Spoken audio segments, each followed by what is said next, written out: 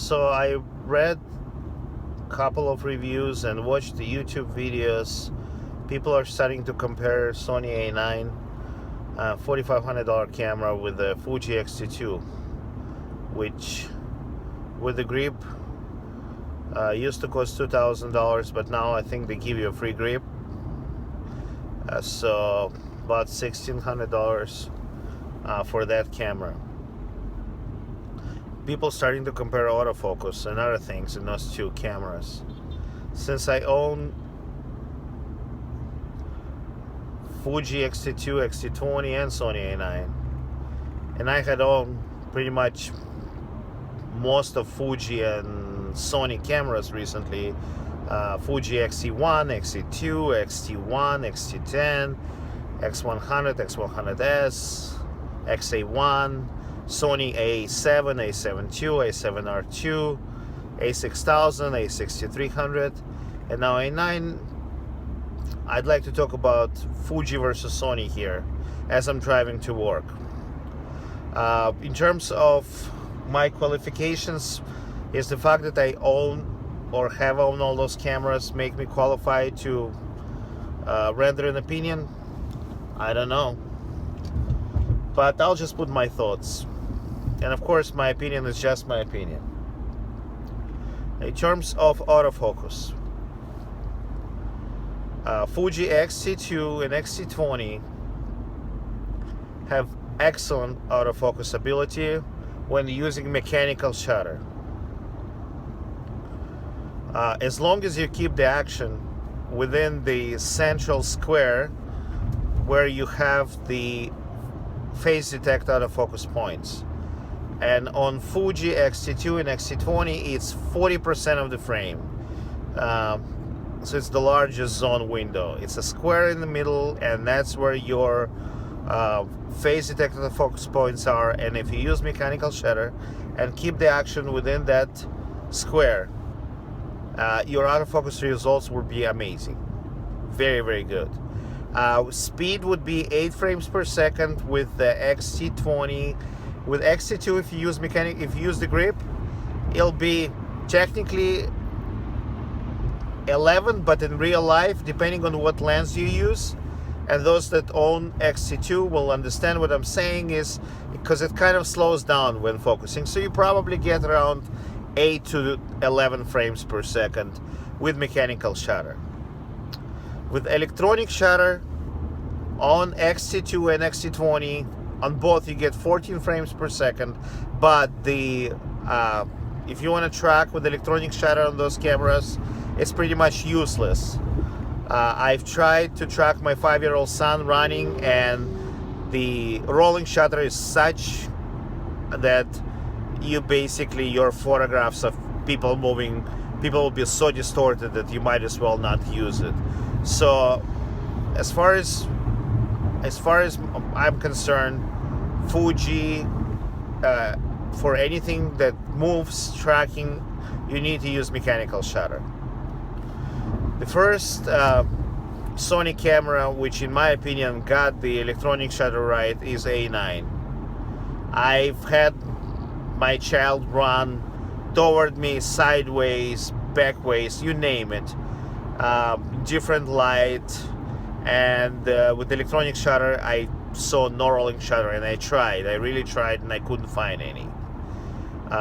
In terms of the autofocus speed on A9, you get between 15 to 20 frames per second, which they don't really tell you that in the reviews, but if you go to a Sony page, there are only certain lenses which you will get 20 frames per second with on A9.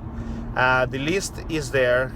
The list is not self-explanatory because a lens, they have the GM lenses there, like the 24 to 70 GM and 70 to 200 GM, but they also have a kind of a slow focusing lens like 51.8, the $199 one, on a 20 frames per second lens.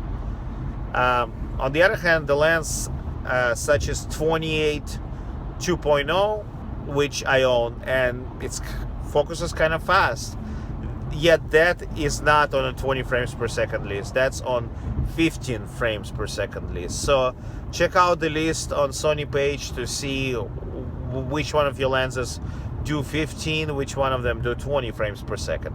But in addition to speed, the thing with the A9 is the phase detect autofocus spread. You get 93 or 92%. You can go all the way to the edges. There's a big difference between that spread and the 40% window in the middle on Fuji XT2 and XT20. Big difference. That's one of the differences. The second difference is the buffer. The buffer on XT20 is actually not that bad for $800 camera. It's about 25 raw shots. Better than on my Sony, better than on my Canon 5D Mark III, where you can get 10 raw shots and you're done basically. On XT2 you get 35 plus in terms of raw shooting, but you know, on Sony A9 you get well over 150 shots, which is a huge difference between those cameras.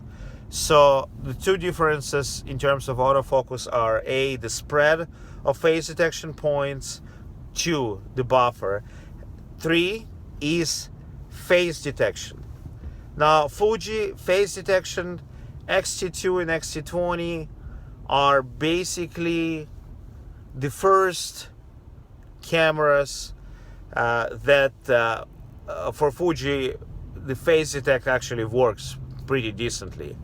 And it's the first Fuji cameras where you can actually have phase detect points and phase detection at the same time. Before that, up to Sony XT1, if you wanted to have phase detect, you needed to be in contrast AF mode. You could not do a phase detection points with phase detect at the same time. It didn't work. It had to be contrast. With XT20, when it came out, and then XT2 after the firmware 2.0, you can actually have, finally for Fuji, you can actually have phase detection with phase detect points at the same time. Hallelujah. But does it work well at high speed autofocus? Can it track by face? Not that great. Not that great. But it tracks people, but not necessarily by face. Now with Sony's, you know, in 2013 with the A6000, you already could track by faces. A9 does amazing job keeping the face in focus and tracking by face. So that's a third difference when it comes to autofocus. So tracking by faces, larger phase detection, autofocus spread, larger buffer. Now let's talk about the image quality. I'm one of those people that use Lightroom for everything. I'm not one of those people that will go and learn like Iridium developers just so I can process Fuji landscape photographs. I have multiple cameras and I've owned multiple cameras, and I like to use Lightroom for everything. It just makes it easy for me. Now when it comes to colors, again, it's my personal opinion, specifically skin colors, Fuji is amazing and Sony is not.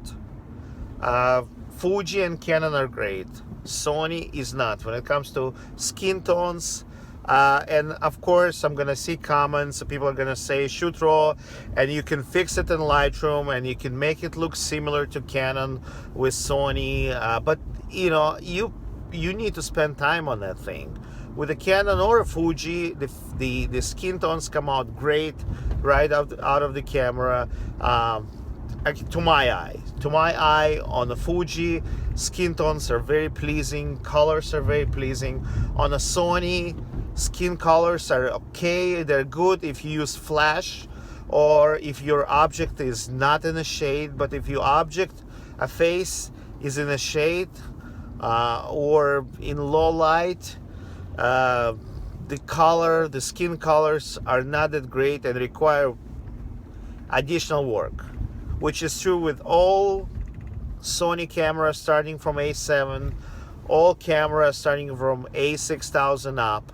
Um, Interestingly, I had A50 Sony and A900, and the skin tones for those cameras were fine. I don't know what happened with the color profiles on the A7 series and A6000 series, but it's different. But it's usable. It's just not as pleasing out of the camera as the skin colors on Fuji. Now that's when we talk about portraits. But when we talk about the landscapes, of course, the problem with Fuji X-Trans sensor is in some photos, if you have greenery, a lot of greenery on the background, and it's a small detailed greenery with leaves and stuff like that, when you look at 100% and you process with Lightroom, with Adobe, you're gonna have issues. On Sony, you're not gonna have any issues. Regular Bayer sensor, no problems whatsoever. So in terms of colors, basically, in my book, Fuji wins, because I shoot more portraits than I shoot landscape. In terms of autofocus, Sony A9 wins. So which is the best overall camera? Is that XT2? I'm not sure. I actually think between XT2 and XT20, XT20 may be a better buy. XT20 is what, about $800? It's a smaller camera. Another thing interesting I've noticed about XT20, in XT20, the high performance mode, which is called a boost mode in XT2, my XT20 is constantly in high performance mode, and the battery lasts for a pretty long time. On XT2, if you put it in the boost mode, it eats it faster than on XT20. In terms of autofocus, I cannot tell a difference between XT2 and XT20. Yes, XT2 has that 6 autofocus scenario, which you can fine tune and don't have to use scenarios 1 through 5. But I noticed that with my XT20, if I pick the right scenario from 1 through 5, my autofocus is very, very accurate. So, and XT20 is cheaper, smaller, a little quiet camera. And I don't see the picture quality is exactly the same as XT2. The autofocus is great. To me, XT20 seems to be a better buy than XT2. Well, other than the weatherproofness. Oh, and I forgot to say, the weatherproof on Fuji versus weatherproof on Sony A9, it remains to be seen. I have not tested either one of those cameras in extreme conditions, so I don't have an opinion yet on which one is better. Thank you.